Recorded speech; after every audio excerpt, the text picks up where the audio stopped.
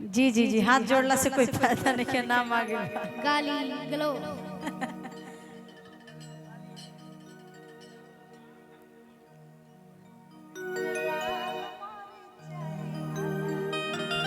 हमनी के एगो पारंपरिक बड़ा सुंदर गीत गावत रहे। अरे कि कहावा के सिलवट कहावा के लोढ़ा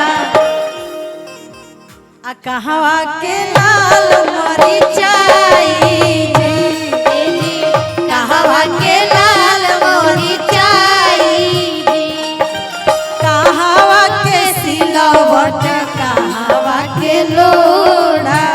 कहावा के सिलवट कहावा लोढ़ा कहावा के लाल मरीचाई जी कहावा के लाल मरीचाई और का ए प्रियांक जी खाती हो। अरे लाल मरीचाई हला होल के पिसाई लाल मरीचाई होला के पिसाई लाल मरीचाई हला होल के पिसाई प्रियंका के पीछावे छपाई जी प्रियंका के पीछावे छपाई प्रियंका के पीछावे छपाई जी के पीछे छपाई जितने छपाई औरी उतने भभाई अरे जतने छपाई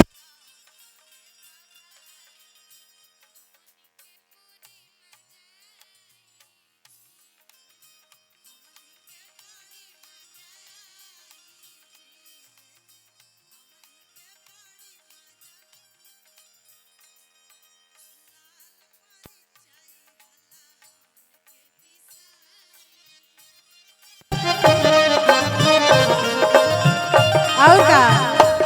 अतुल नाम बताइए अनु भैया।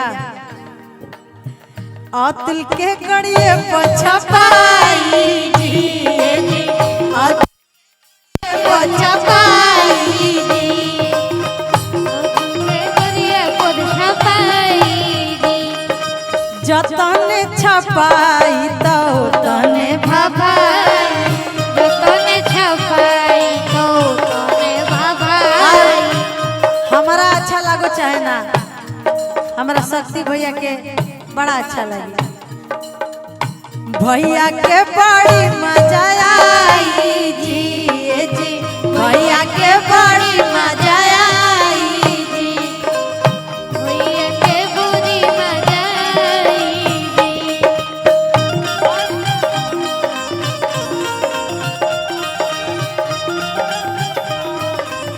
ए भैया